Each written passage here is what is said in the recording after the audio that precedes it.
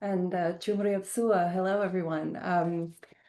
Uh, so my name is Leslie Barnes, and I'm joining you today from Canberra, Australia, which is Ngunnawal and Ngambri country. So I'd like to begin by paying my respects to these first communities of Australia, or of Canberra, as well as to the communities of artists, practitioners, teachers, and scholars in Cambodia who have welcomed me in recent years, especially at the Bophana Audiovisual Resource Center, my primary collaborator for this project.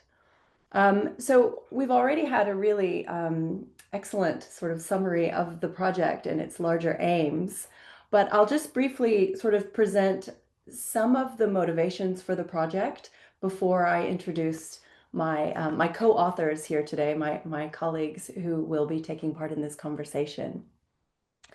So as Panlo said, this webinar is part of a larger dialogic history of the Bophana Audiovisual Resource Center. And with this larger project, one of our primary aims is to advance efforts to archive Cambodian cultural memory by recording the history or the living history of a center established to record Cambodian cinema history. A history that, as Linda Sapan and Margaret Jack have recently observed, is really just beginning to be told. So as many of you already know, the Bophana Center was opened in 2006 by 𝐀𝐿𝐭𝐫𝐚𝐿 and Ritipan, and has for nearly 20 years now organized its efforts around three main pillars. And these are: one, to collect and safeguard audiovisual material produced in and about Cambodia; two, to curate and provide public access to these materials; and three, to empower young Cambodian people to use media for good.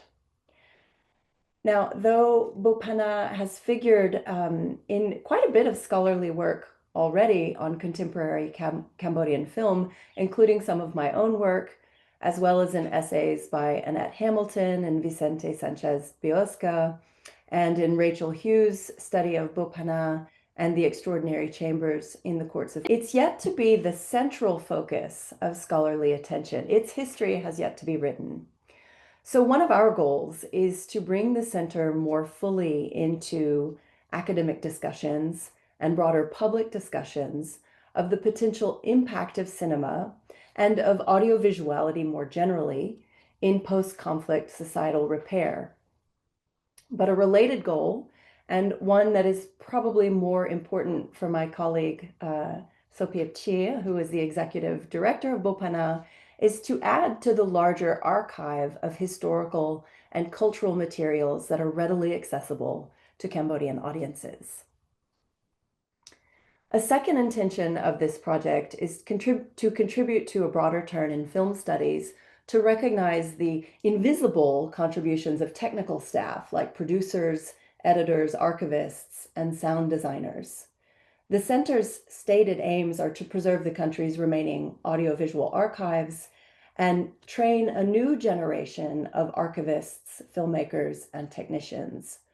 Its various collaborative initiatives over the year have furthered these aims, supporting the development of archival conservation and digitization, the cultivation of post-conflict memory and public education work, the renewal and transnationalization of cinematic production, and the democratization and indigenization of filmmaking in Cambodia.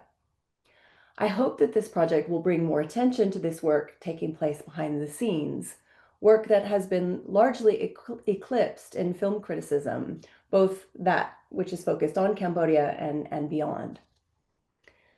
Finally, the approach that we're taking with this project is very much a response to Riti's morality of filming, which Deirdre Boyle insists captures his commitment, quote, to making films with people and not about people.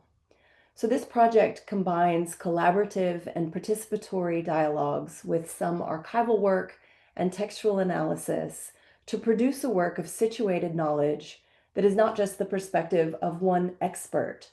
So the idea is not that I am writing a history of Bophana, but I'm writing a history with Bophana.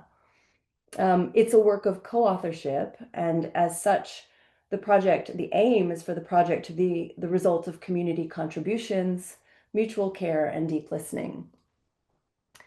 So far, the project has been developing organically and has at each step been guided by the Bophana team's input.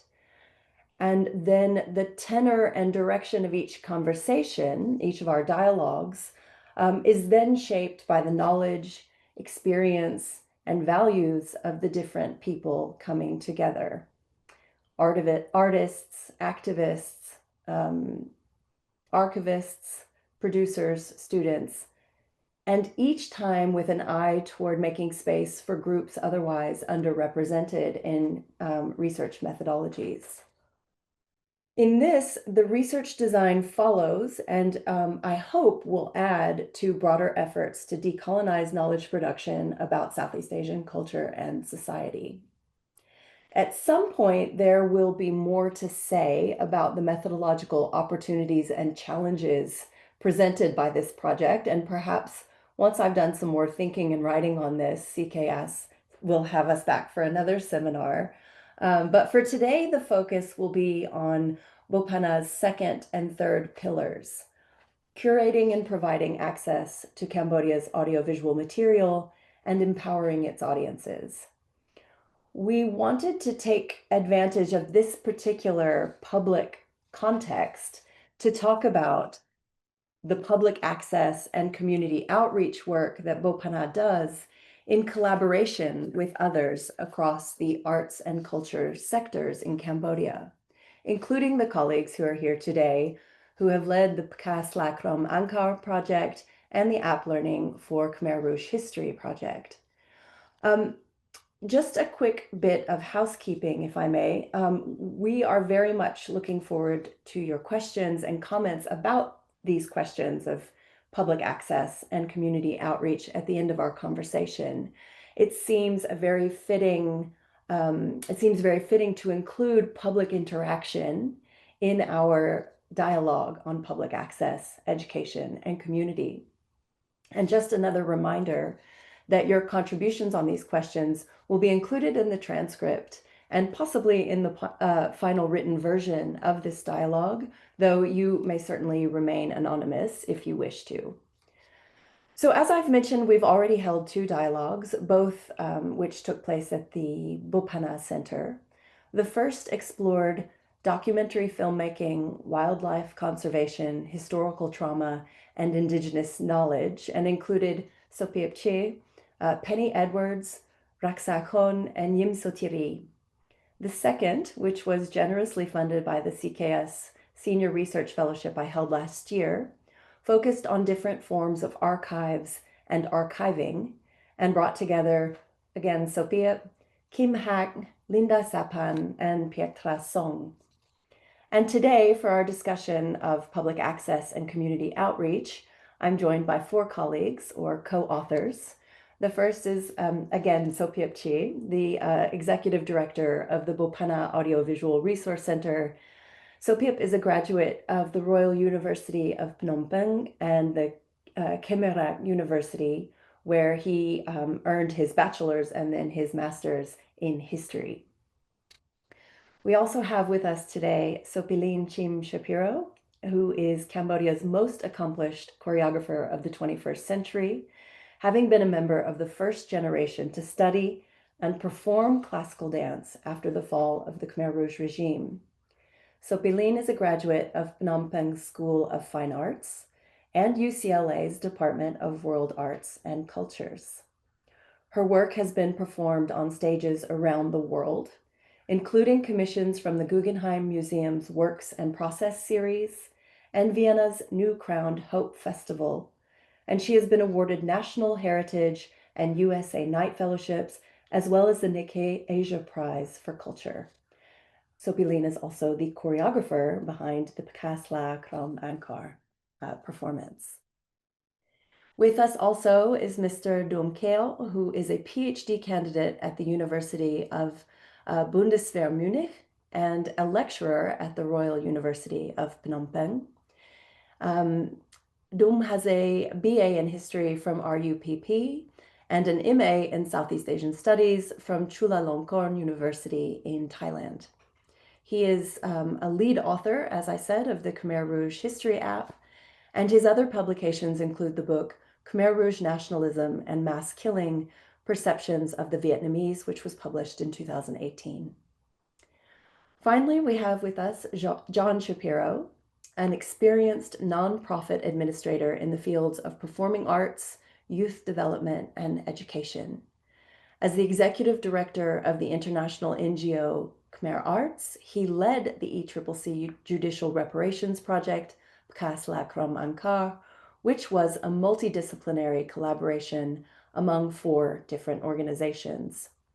He is a graduate of the University of Michigan and the MFA program for the writers at Warren Wilson College. So thank you all for being here today.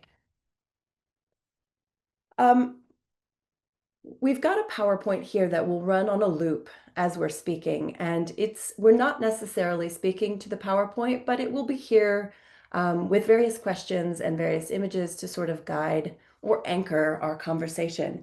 And I just wanted to say a quick word about the questions, which, as you can see, are quite condensed, quite basic. There are 4 of them: what publics, what responsibilities, what participation, and what connections. And I just wanted to give a little more detail about what we mean by those questions. What publics? Obviously, what different groups of people are my colleagues engaging in their works? What responsibilities? This one has a couple of different meanings. What sense of duty do they bring to these groups they're engaging? What sense of responsibility or duty do they bring to their work? But also thinking of the reparations initiatives, how do they understand their work in relation to ideas of accountability and compensatory justice? And finally, how does their work transfer responsibility or the opportunity to act independently to the publics they engage? Next, what participation? So in kind of continuing this idea of transferring responsibility, how have these opportunities for independent thinking and acting been taken up and extended or transformed by the groups my colleagues are engaging? And finally, what connections? How does this work reinforce and even create community? So I'd like to open the conversation, colleagues, by quoting something I heard Sophia recently say to a group of Cambodian Australians that we're collaborating with. Sophia, you were describing the 3 pillars of that orient Bophana's work, and you described it as everyday work. And this really stuck with me because in English, depending on how you use it, every day can indicate frequency, right? There's something that happens each day. But it can also describe something that is routine or ordinary or unremarkable, even uninspiring, which is not how I would describe the work that you do. And not how I would describe the arts and culture sectors across Cambodia generally in the last 20 years. So I wanted to ask you all to reflect on this idea, on how your work is both ordinary, happening every day, you show up, you do the job, and extraordinary, creative, empowering, and deeply impactful. How is it both? Or how do you navigate between the two?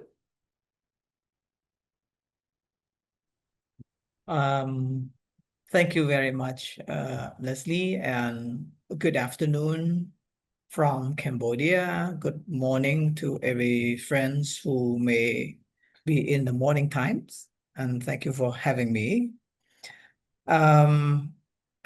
It's not really easy to answer your question, actually, but allow me to elaborate because I live in the context of working process at Bophana Center.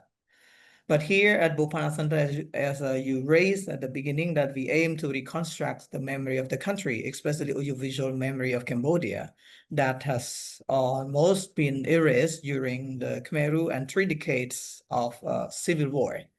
So in everyday life, we collect and safeguard audiovisual archive, those including films, photography, and sound archive. And this is the everyday process. So every day, we try to identify numbers of archival materials produced about Cambodia by Cambodian or by non-Cambodian. So we have a team of archivists working every day, figuring out who may own this and who may have the copyrights and who can, provide a copy for Bophana Center to provide access. So this is a kind of our daily jobs. And I think that many of our friends also know Bophana Centers, and they also knock the door to share their archive to Bophana Center. It does not mean that they want to share to Bophana Center, but they are willing to share the memory they created to also Cambodian people and beyond. I think our friends in the seminar, our attendee, may also one or two of them are also person who contributing the archival material to Bophana Center in order for us to curate, to program it, to provide access to public, and also to preserve it for long run. To name, maybe Bong Sopalin is one of Sopalin is one of the person who own archival material about Cambodia, and also she deposited at Bophana Center. Still, she owns the copyrights, but people can get access here for educational and cultural purpose. And to name other, maybe Colin Crafton inside our seminar, he is also the one who provide his extraordinary work, photography he captured in 1970 before the fall of the Khmer Rouge. And many other here I just went through a little bit and I saw, so I just want to name. So this is everyday work that we keep doing all the times, figuring out who have it. And we have a team of archivists. Here at Bophana, we have an archive department. So this department play roles in collecting this memory.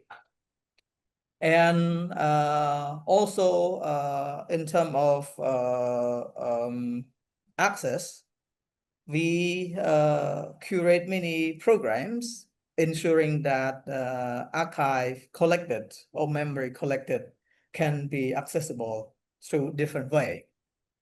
So one of the potential one is the digital library here at Bophana Center that we open to public from, for all the weeks, for all the day of the weeks. And they can access freely through our digital database called Hanuman database that everyone can come and access. Maybe to answer to the audience, who are the audience? There's many people are coming here, both national and international. Local people here, we can see students from university, researchers, and also local artists who also use this archival material to recreate or reproduce another creative work.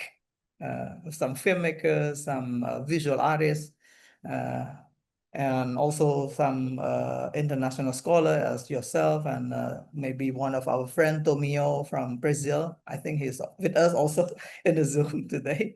Perhaps. So many others.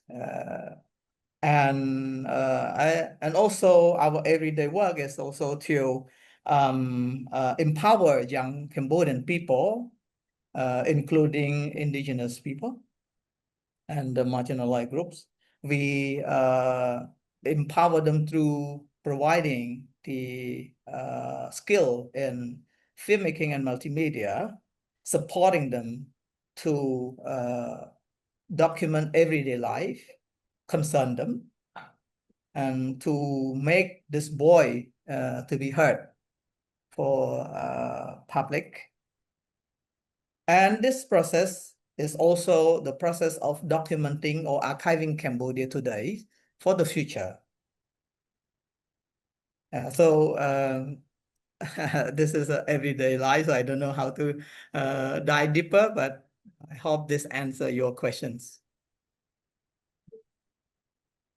It does. I wonder, could you, I mean, I'm thinking too about the collaborative work among you. And so, you know, in writing the app or in creating Pakasla, I'm curious to know what the day-to-day was like, because those are both remarkable outputs. And so how did those collaborations come together? What were they like on the day-to-day? What was the day-to-day experience of them? What were the challenges you navigated? And I guess also, well, yeah, what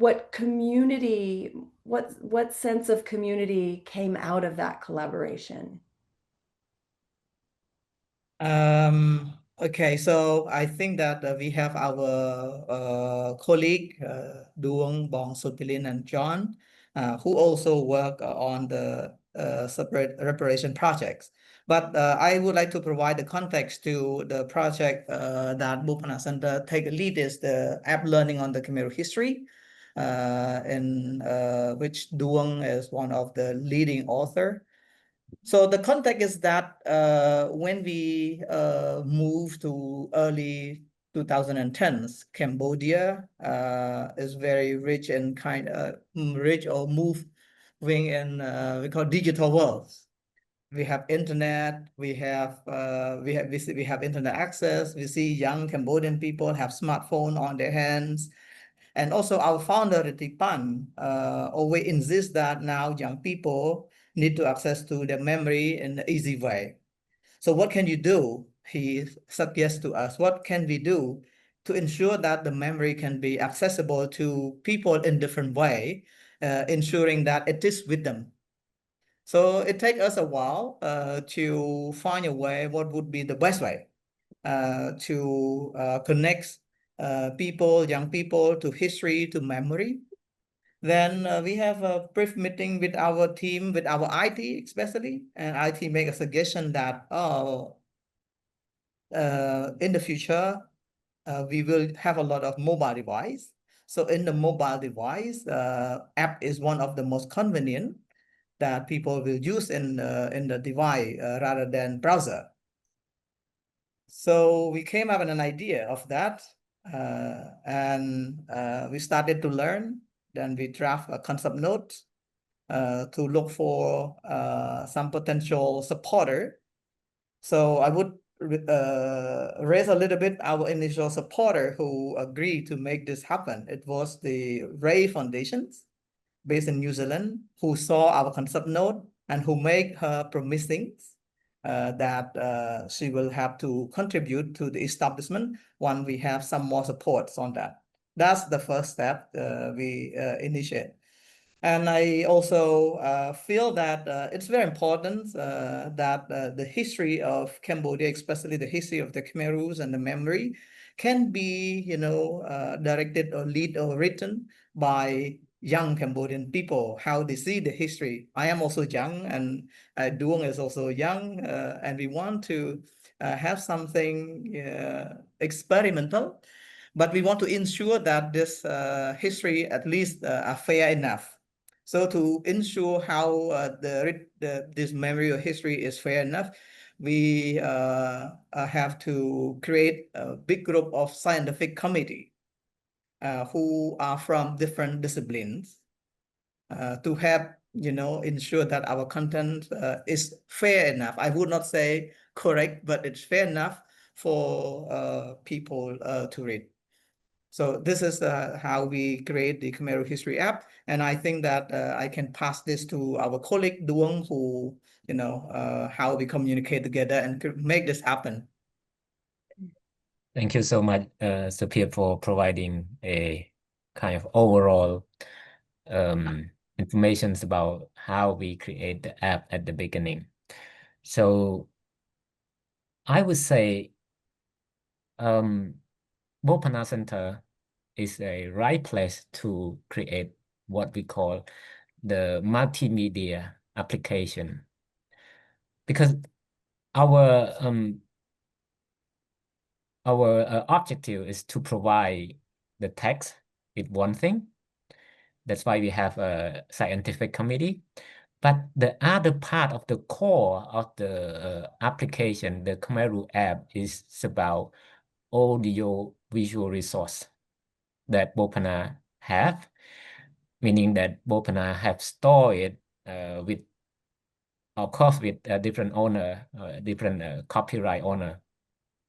But that is the right place, because we not only write history of the Khmer and even other history with only written text, but also to tell story from the picture, from the video, and from the audio that we have.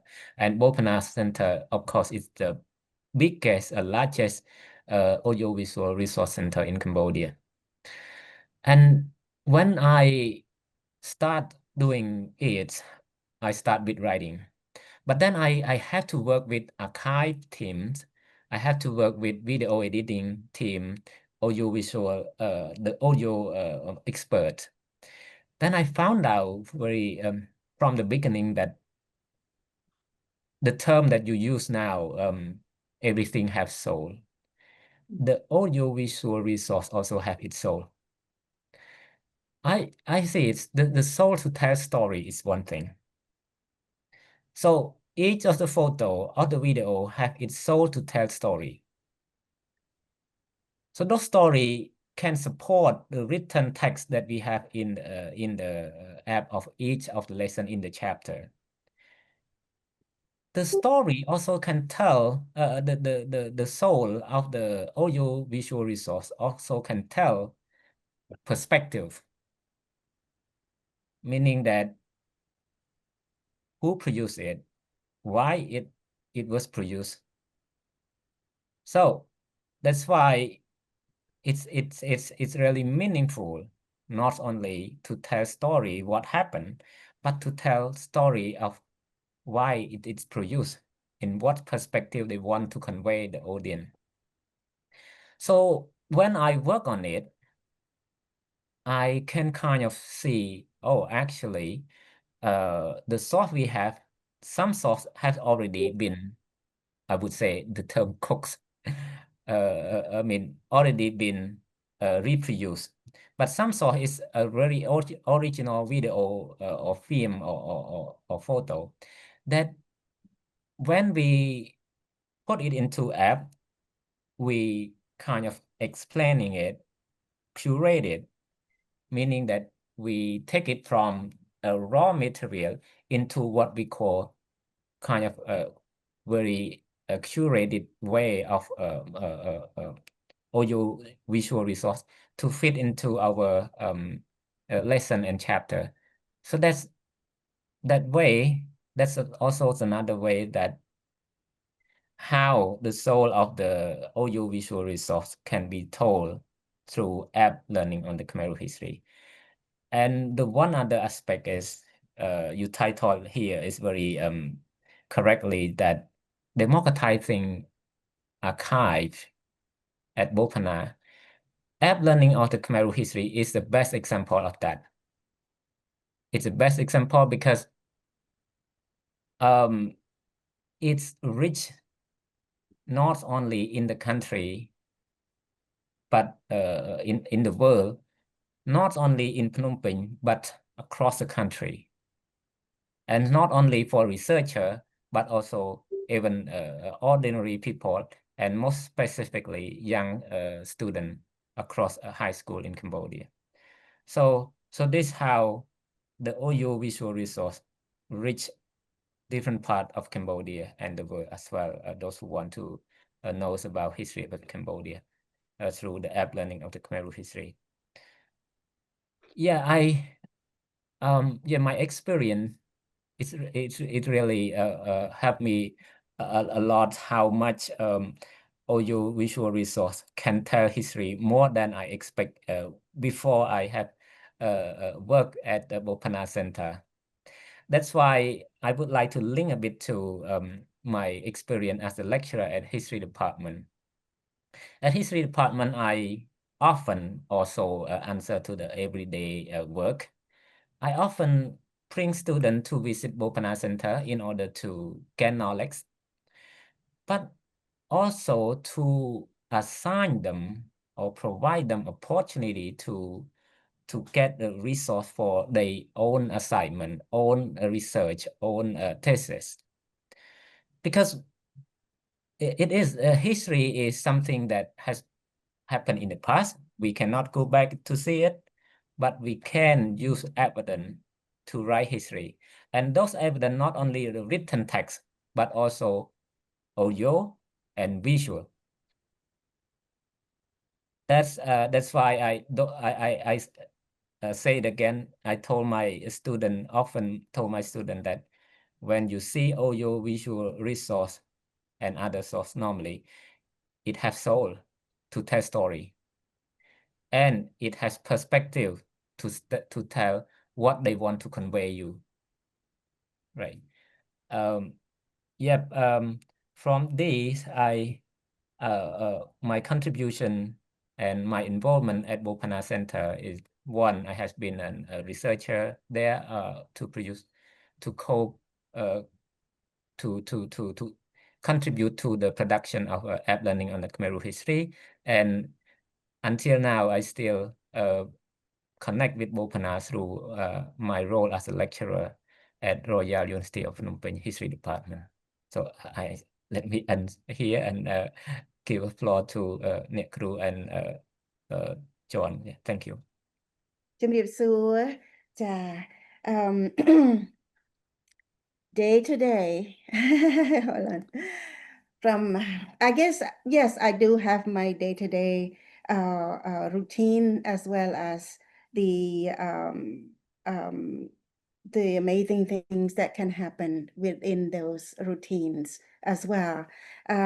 So my day-to-day would be, of course, like you will go to work. I'll go to my studio. At the time when I was working on Kasla Kram Angka, my responsibility was to create a productions of Cambodian classical dance. I would say modern Cambodian classical dance, if it make any sense. Yeah. Performing a story, a historical story of Cambodian people, the suffering of Cambodian people. So that was my contributions to the project, the reparation project. And the day-to-day work for me is that my missions is to keep Cambodian dance alive. To keep it alive is that, let's say if you see me as a woman, Cambodian woman, I could walk as everybody else and do things like everybody else. But what make me different on a day-to-day basis is when I shape my body and my hands into Cambodian dance movements. And that would separate me from anybody else that would stand near me. And so my mission is to keep this dance alive. And of course, I could dance it myself, and I want to continue doing it. I started in 1981 training, and then now I'm almost 60 years old and I'm still dancing. And I intend to continue to dance as long as I can stand, or even I sit, I sleep, I lie down, I can still dance and sing and teach and choreograph. I think that it's that would be my day-to-day missions. But to keep the dance alive every day is that I need to create an environment that is clean, that is dignified, for the dance to exist in. So right now, at the time we were working at the theaters that my uncle, 𝐀𝐛𝐬𝐭, who is the former Minister of Culture from 1981 to 1989, after he retired, he built that theater. And so me, my husband, John Shapiro, and 8 musicians, and about, at the time it was 13, 15 dancers working there, creating different things. Of course, we have 2 or 3 programs that we work on. So one is to make sure that we keep the traditional repertoire alive, which we practice all the basic movements, checking the positions, the postures, the grace and spirituality of the dance, the ritual of the dance. So we keep that with us as a base. And then the second program we work with is to create new work based using the same technique, but telling new stories and making that story relevant to our audience, to us as a dancer, as a performer today, and to the audience, of today's audience. So, for example, I had been creating pieces since the year 2000, adapting, like Samrata, which I adapt the story of Shakespeare's Othello, based on the concept of that leaderships is have a responsibility and accountability for their action. And then different works like The Glass Box or Seasonal Migrations is dealing with cultural culture shocks. Bophana Devi is about rhetoric and the actual implementations of policy. In this case, what would be you want to understand if your policy works is based on how happy the people who live under that policy is. And so this piece I adapted from Mozart's Magic Flute, and looking at that production from a Cambodian perspective. And then, Life of Giants, which is the new interpretation of the 𝐴𝐿𝐴, which is, I picked the first episode of the 𝐴𝐿𝐴, bringing to the production, addressing the themes of ending of abuse, that when you are powerless, you suffer from other who is powerful, who abuse you, and then when you become powerful, then you abuse those who powerless. And so I think that that piece was addressing that cycle and want to find way to break that cycle. And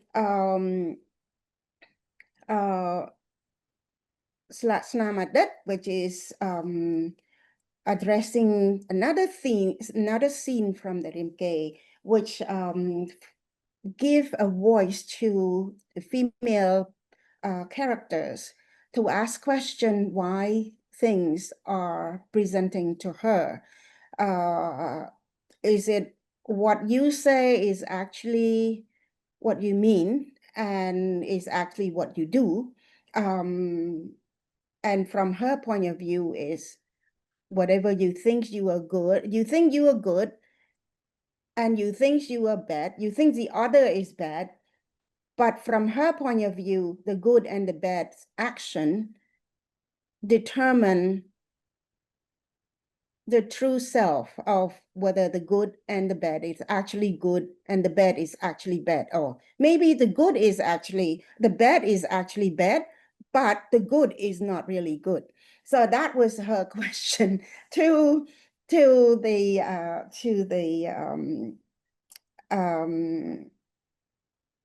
to her situation. Anyways, Band in the River, 2013, addressing the themes of ending the cycle of revenge. So these are the things that different themes that I try to share with my audience. And with 𝐻𝐿a is also that I choose the word, I choose the word 𝐻𝐿a to call my production, and then our group choose the word 𝐻𝐿a 𝐜𝐿 as a umbrella as a title and umbrella to the project. But I choose the word 𝐻𝐿a for this particular piece is I want to address that 𝐻𝐿a is a reggae, translate as an areca flowers, and it played a very important role in Cambodian wedding. In our traditional wedding, the groom brings the areca flower to the bride's family, to the bride's house, and offer that to her, to the groom, to the bride. And it's also representing fertilities, representing happiness. Those little flowers blossom, and then eventually the family will tear it into pieces, into small pieces, and cast it over the bride and the groom as blessing. But during the Khmer Rouge, the wedding, in this case, 𝐻𝐿a addressing the themes of forced marriage under the Khmer Rouge. And so during the Khmer Rouge, the wedding, there was no 𝐻𝐿a during the wedding. But I bring this up to the production, illuminating the suffering of young Cambodian people who were forced and suffer under the policy that the Khmer Rouge had created in 1978 to increase, after they killed so many people and so many people had died of starvations and overwork and disease and executions and other reason. They want to increase the populations. And so this policy had placed heavily on young people, single men and single women, to get married by force. And so, and actually, as doing that project, my sister, I learned that my sister is also one of them. One of women who was told that she's gonna get married in 3 days. So anyway, back to the point is that I picked the flower. Yes, the production will illuminate the suffering, the challenge, the threat and the fear and hopelessness of my people. But at the same time, I also would like to draw attention to the humility and kindness, in love, in caring, in respect, in sharing. That would be the roots to keep a wedding long-lasting, regardless condition. And so we could see now wedding nowadays can be very elaborate, and it does has, every one of them has these flowers, but not every wedding lasts. Some wedding lasts and not every wedding lasts. So in this case, what exactly keep the wedding long lasting? So that was my attempts to understand the conditions of what keep a wedding, a marriage long lasting.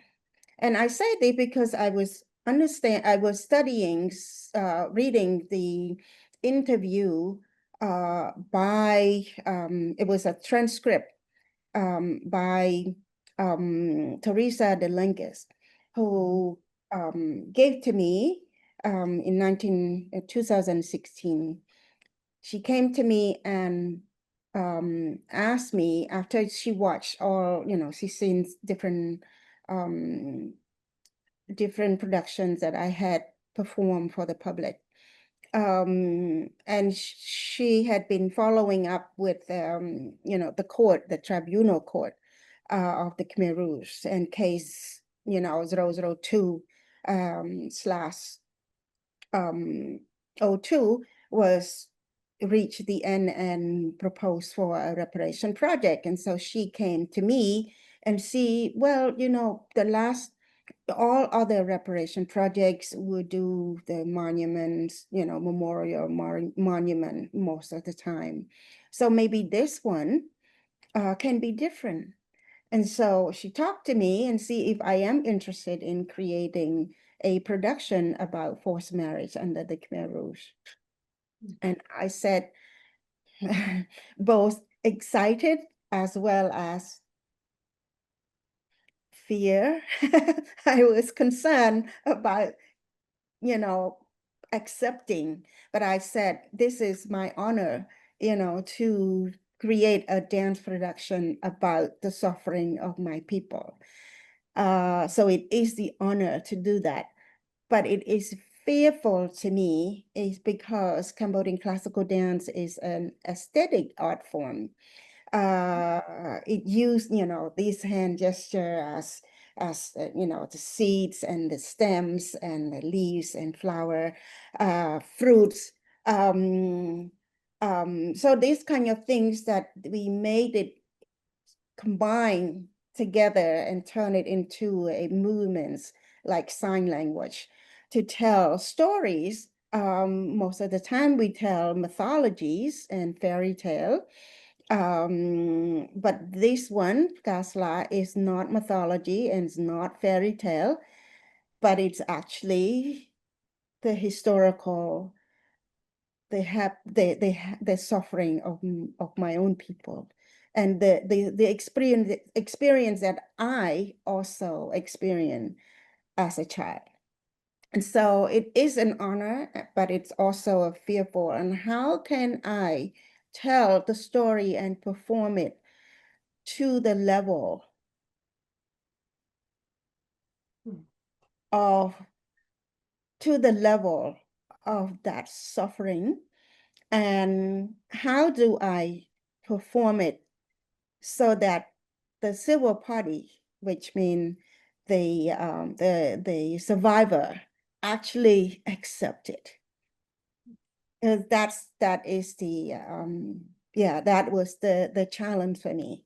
Anyway, so that you see that every day I would dance to keep the dance alive, but in the process I also create something amazing. I say this because, look, something amazing can be given, it is the audience who would give me or let me know that I did something amazing to them. But I say that something amazing at this moment is not because I am arrogant, but no, I acknowledge that I do something and some things that I never done before. And I have to take the artists to that we never done before together. But that is, amazing things that I could do every day. Yeah, and I don't mean to Okay, now I suggest pass on back to you. Sorry. Yeah. Well, when listening to you speak, I'm thinking I don't want to suggest that they are mutually exclusive, the everyday and the amazing. I mean, in what you were saying about marriage, What makes a marriage work is the everyday. It's the everyday choice, commitment to humility and kindness and a shared future, right? And that's a very mundane, that can be a very mundane experience, but it, you know, in the service of something beautiful.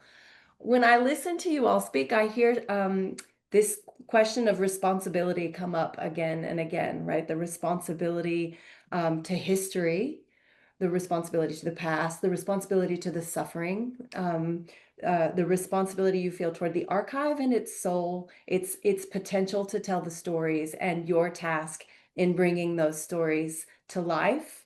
I hear the responsibility to the art form and to its future, the responsibility to two communities of learners, to the next generation of performers, archivists, historians. John, maybe from your perspective, I mean, these are quite a lot of responsibilities, and perhaps Sopiep as well. These are a lot of responsibilities to carry. And I guess how, from the producer side of things, how do you navigate all those responsibilities to all those different to those various and overlapping publics? And I guess what are the challenges that come out of that experience? Well, maybe if I just back up a little bit because maybe not everyone knows what the Pagasla project was, Pagasla 𝐀𝐿𝐭𝐫𝐚𝐜 as a whole, other than the dance. So as Sophie mentioned, Teresa DeLangis did a series of oral histories of survivors of forced marriage and approached Nguru Sopilin about turning that into a dance, and then about making it into a larger project. And so we gathered together 4 institutions, Bophana, our organization at the time, Khmer Arts, 𝐀𝐻𝐿𝐿 now, called KDK, and TPO, the Trans Psychosocial Organization of Cambodia. And we came up with, together, collaboratively, we came up with a project idea that would include a dance drama to be choreographed by Nguru Sopilin, 2 different documentaries, one just about the dance itself, and then one about the project as a whole, to be created by Bophana, oral histories of civil parties to be recorded by Bophana and to be conducted by KDK. And you had Yim Sotiri previously in this series. She took the lead for KDK in that. KDK also did a mobile exhibition which accompanied the dance productions, and then KDK also did community dialogues afterwards for people who had both seen the performance and the exhibition. And then TPO conducted psychological support for the civil parties who were participating, as well as doing some research among them and how the project had an impact on them. And so ultimately we got a little funding from UN Women, which allowed us to develop the project in consultation with 50 survivors, 50 civil parties. And then we applied to the ECCC for recognition as a judicial reparations project. We later received funding from Germany, from the Swiss, and from USAID to complete the project. And we had a performance and exhibition at Chatham Hall in Phnom Penh, at the University of Battambang, and then in Kampot. And ultimately, I think we involved 250 civil parties. We would bring them to the performance in the exhibition, and that does not include the civil parties necessarily who were interviewed in the oral history part by Bophana. And maybe it would be interesting for Nguru to talk about the responses the civil parties gave her after the performance, after attending the performance, or in the process of creating the dance. But ultimately, the documentaries which appeared were broadcast on national television. They are housed now at Bophana and are available on YouTube. I think that sort of gives the background and how we work together. We would meet monthly as a group, as a working group, to plan our next steps. But we sort of gave, we were the lead organization just because we received the money, and that's basically why we were the lead organization. Nobody else wanted to be. But Bophana was responsible for its activities, and KDK was responsible for its activities, and TPO was responsible for its own activities as well. Yeah.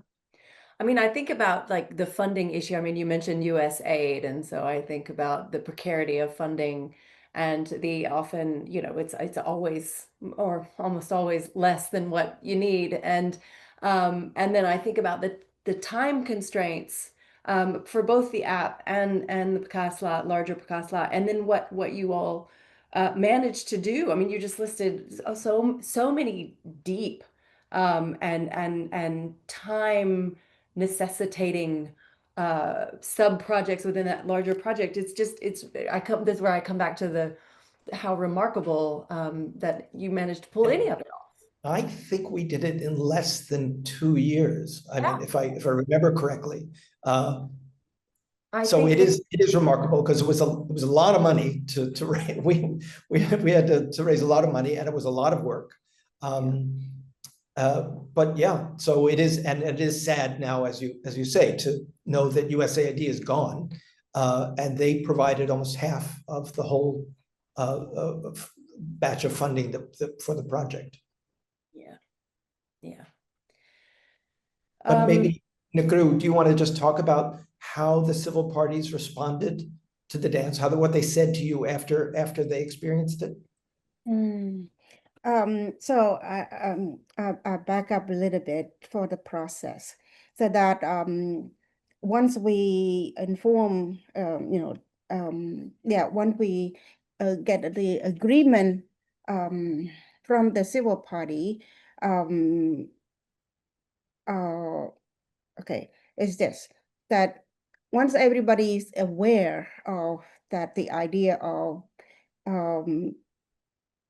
taking the reparation project in the form of a performance. So the first thing we do was that we invite 50 civil party to come to our theater in Bright Hall, and we perform a dance drama to show it to them, how just give them an example of the kind of work that their experience will be performing into. And so I show them, we show them, and the work was a classical dance, a contemporary classical dance piece that mostly using dancer perform in silent, as well as few Punpet music melody, and all of it was all narration. So an over voice almost throughout the whole piece. And that was the model we choose to create Kasla as well. And so they watch it, and they approved that.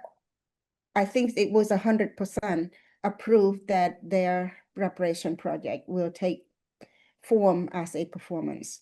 And so once that approved, we start, raising money for me to write the narrations, doing research and write up the scripts. And then we meet with the composer, 𝐿𝐿𝐿𝐿 to compose the music for the piece.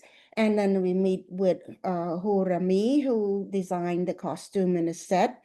And of course, the dancers are aware of what project they're going to work with. And we do a test, and then we show, we start rehearse for maybe the first acts, because the production has 4 acts. So the first act finished, we invite the civil party to come and see if this is something was what they would expect and match their, they would accept. And so we showed it to them and they accepted. And then we finished the second act, show it to them again and finish the whole thing. And then we show it to them a couple of times before we actually finalize the production and perform it for the premiere. And so throughout the process, questions raised by them. The first questions is that we don't wear the Khmer uniform. And so I explains that I want the dancers to wear Cambodian traditional practice costume, but I ask them to wear it in black. So to maintain the concept of darkness, of fear, of hopelessness, which is the kind of the mood of the Khmer Rouge. So I maintained that.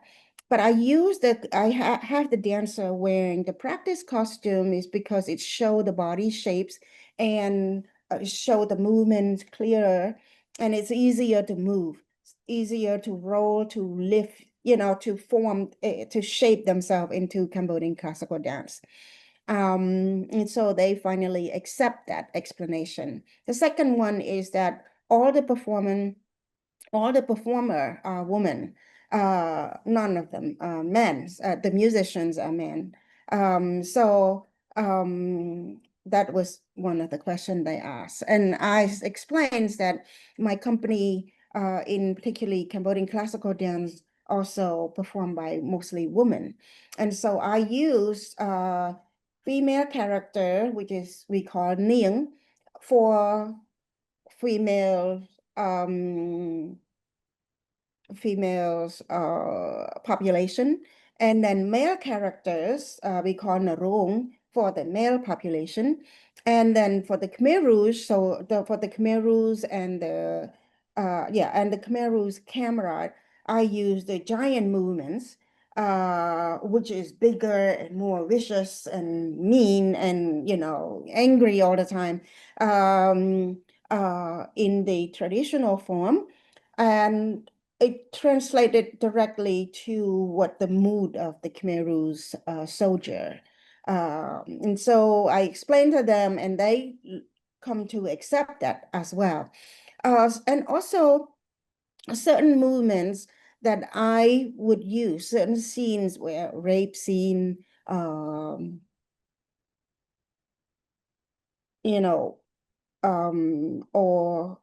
violent scene. I use those violence movements in the form of classical dance, in a form of struggling, or in the move of struggling, or in the moves of force.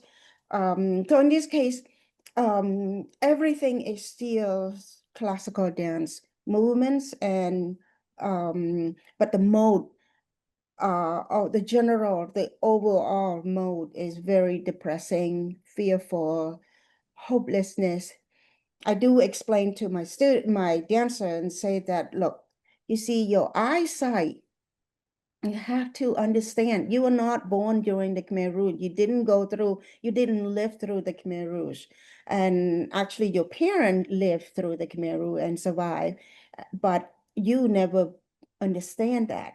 And now you perform this story. And so how can you mentally and physically, and of course physically is a bit impossible because they are not starving, where the survivor in the story, the character in the story, are starving people, overworked people who are also sick, not only starving for one day or 1 week, but this is a person who's been starving for almost 3 years, or 3 years in this case, by 1978, And so how would you understand a person who always hungry? You know what it's like to be hungry. You know what it's like to be hopeless. the eye of a person who had kind of, I guess I would say they give up hope, but they're not. They keep breathing and they keep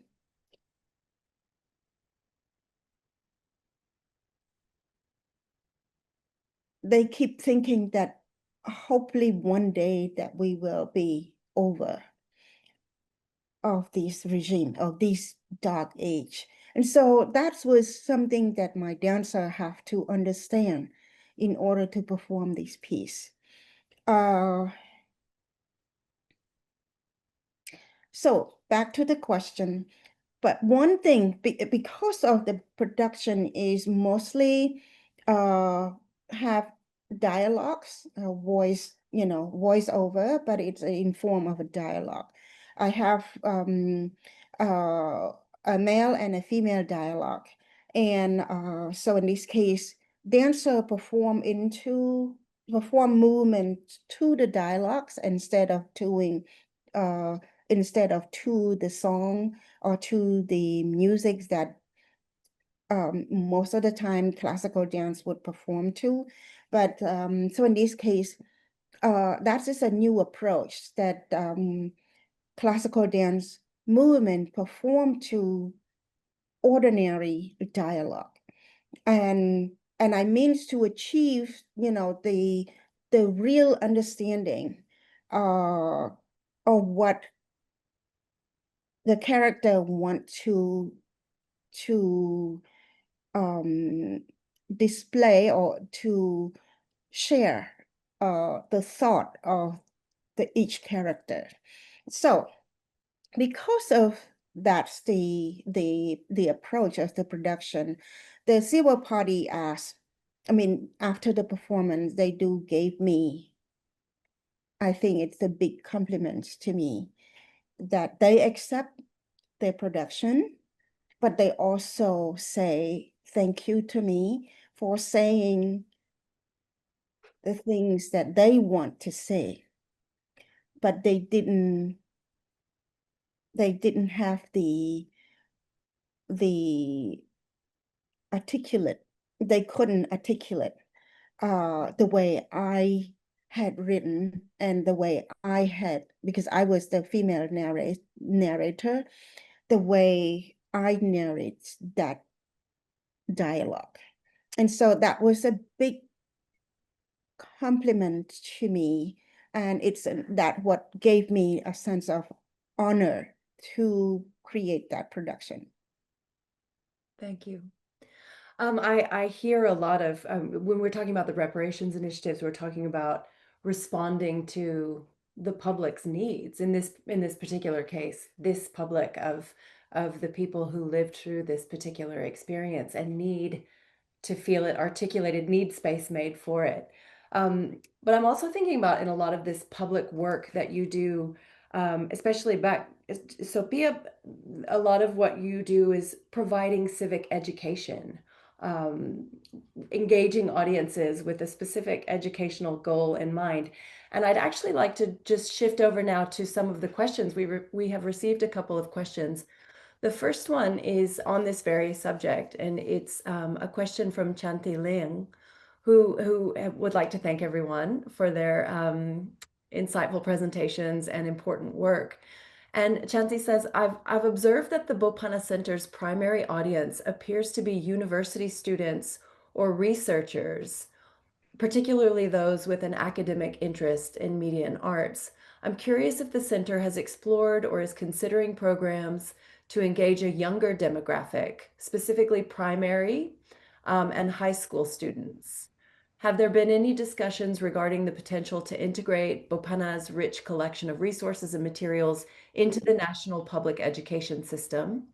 It could also have immense potential to expose young students to the media sector early on, which would thereby inspire the next generation to conserve and document for the future.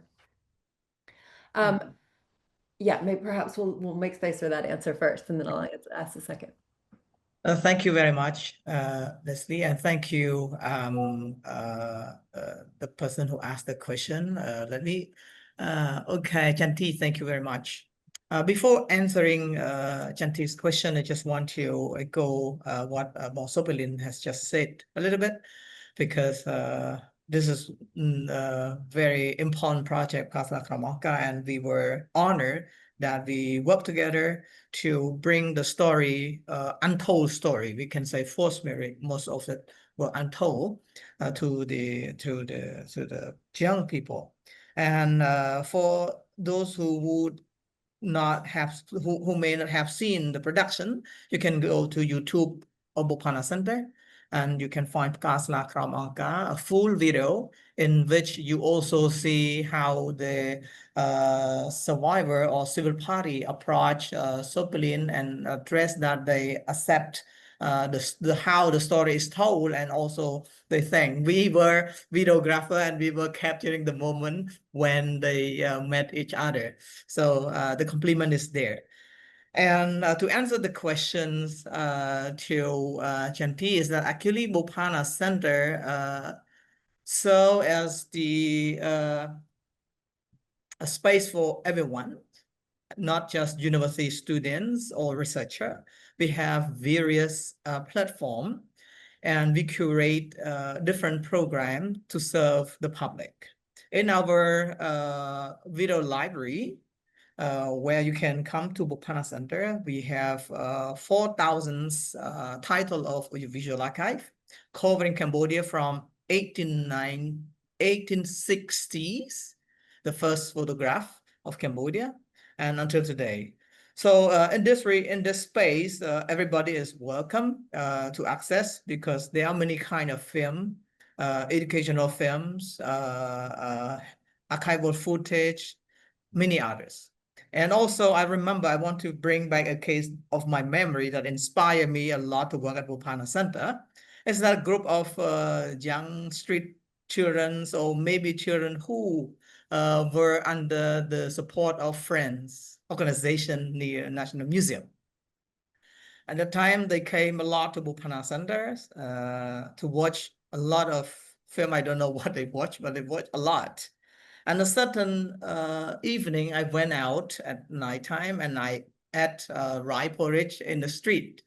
And the young people came up and salute me like this, and hello, boss.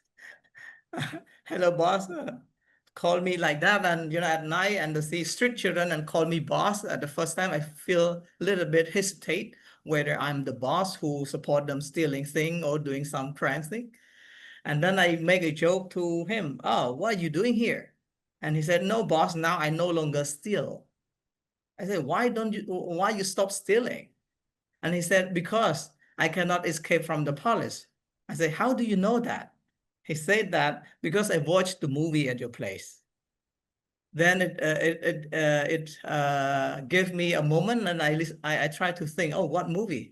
So I want to echo the work of the WMC, Women Media Center, who produce a lot of educational material, educating about justice, about many things. So I remember they watched this piece of film that they get the message.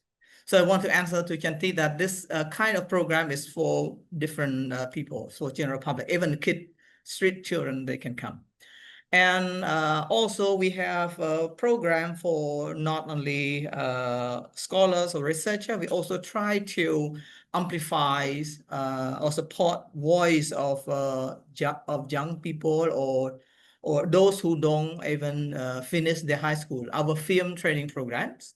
This is very special program that I would say. Our founder, Retipan, said that cinema is a language.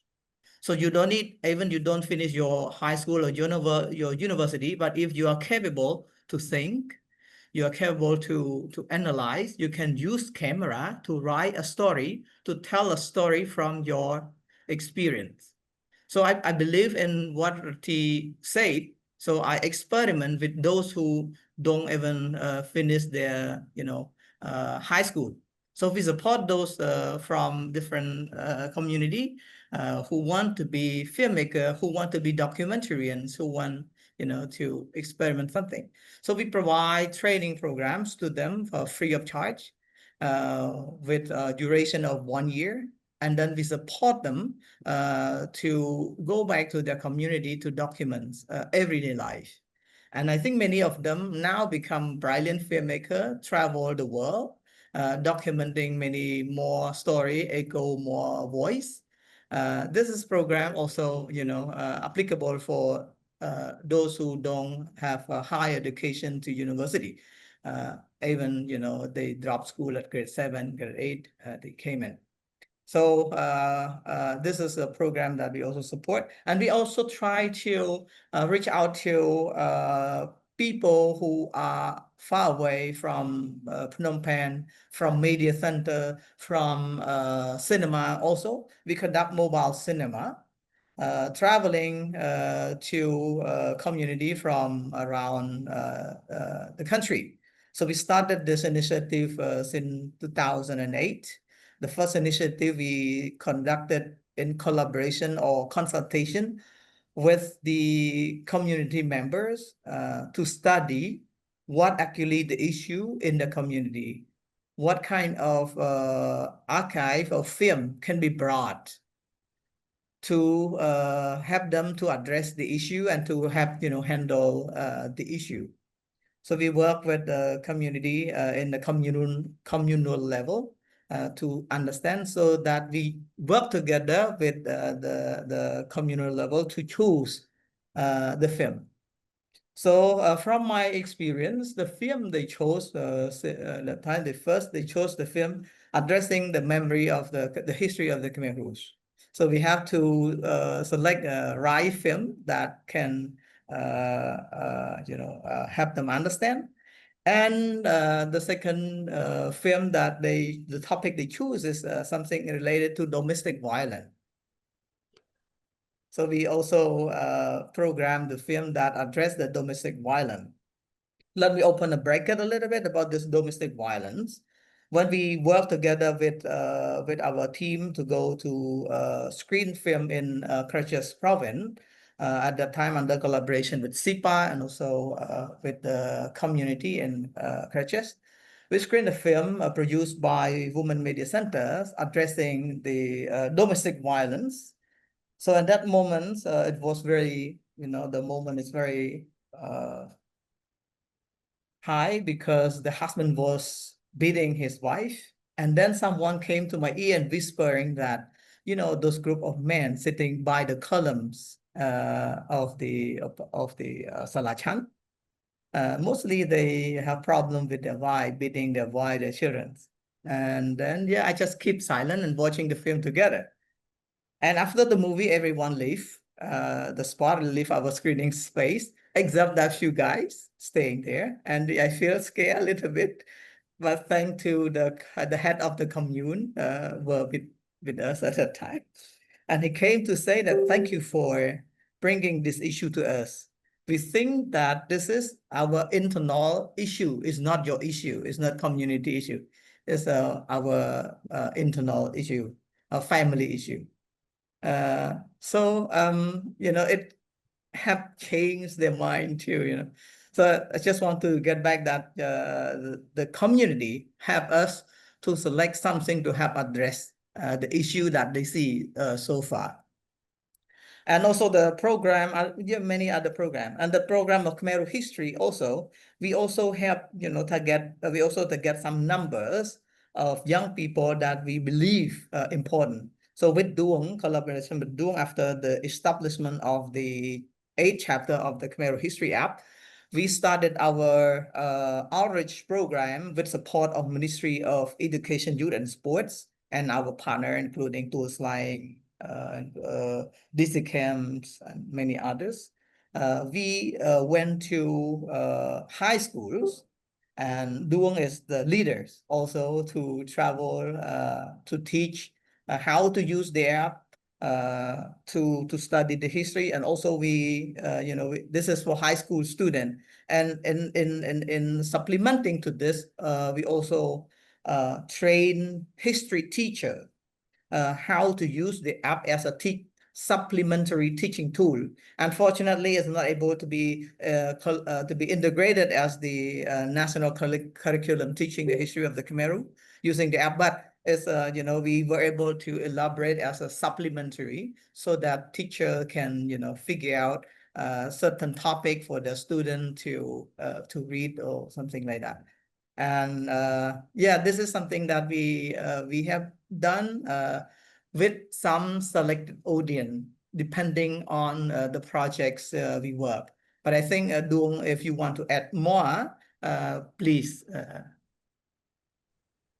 Well, thank you, Suphir, for very detailed how Bophana have contributed to the publics and student. For app, I think it respond to the question, the another questions about how what kind of methods that we use the app for the public and for student. So Suphir just said that we train history teacher. So basically, we target a history teacher across the countries. Every high school teacher we have been in I mean, every high school, at least one or two history teacher has been invited for the training about how to use app learning on the Khmer history to teach the student. So that very particularly that they can use it as a supplementary tool on their choice. And based on our evaluation and based on our observation, they use the app in many ways, either in class or outside class. So in class, they use for group discussion, they use for showing evidence. So because one of the concern a teacher would raise is about how to show the history of the democratic Cambodia, the Khmer rules, for them that they can see the evidence more concretely. So the archive or document in the app can help them to share, to see what had happened in the past. Outside class, they can assign students to kind of doing group research from each of the chapter, or even more than that, because of using the app learning of the Khmer history, it's encouraged students to do more of kind of dialogue with their parent, their grandparent and relatives, because they want to know not only from the app, but they want to check with their family as well, what have happened to their family. So this is how the app has been introduced to teacher. Student too, that we have a outreach program to reach a number of students across the country, so that they understand how to use the app. So through teacher and also directly through us for the certain time. And yes, that's how we guide them to use how to use the app. During the training specifically, we actually open the discussion on which way that they can integrate app into the official curricula. So we are not really imposed on it, but we try to get from what the teacher can do into integrate app into the teaching curricula at high school. Thank you. And maybe I would add a little bit because we use the app to travel to provinces throughout Cambodia and engaging both educator and also learner, promoting more civic life or more dialogue. I want to raise a case because when we went to Siem Reap province, we met a group of young people who study at grade 12 and also who study the Khmer history through the app at the time. And we discussed with them, and they said that they wanted to learn more from their parents, their grandparents.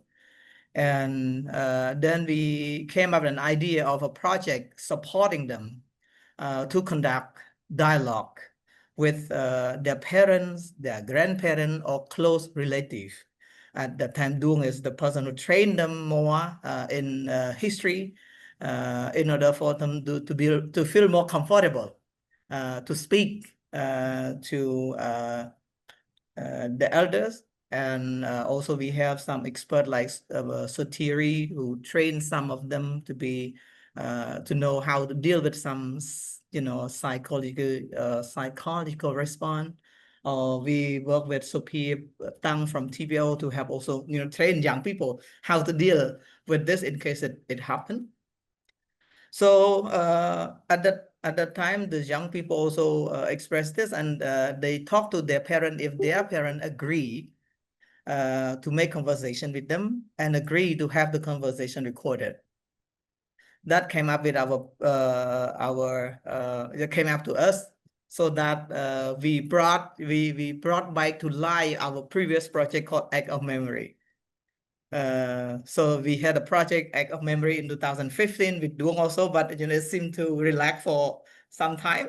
But when we saw that phenomenon, we know that it's something that very important. So we revised our Act of Memory project by supporting these young people more to make conversation and be recorded. And we have done so many recording now, more than hundreds, and they are available on our website.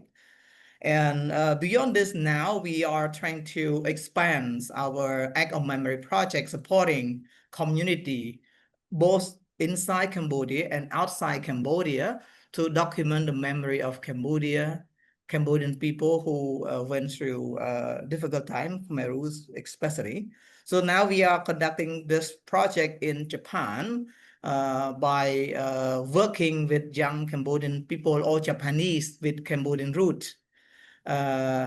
So that they can discuss with their parent, their grandparent, and record the memory through dialogue. So we have done around 20 now dialogue now, and very important that this project in Japan also try to reconnect these young people to their root.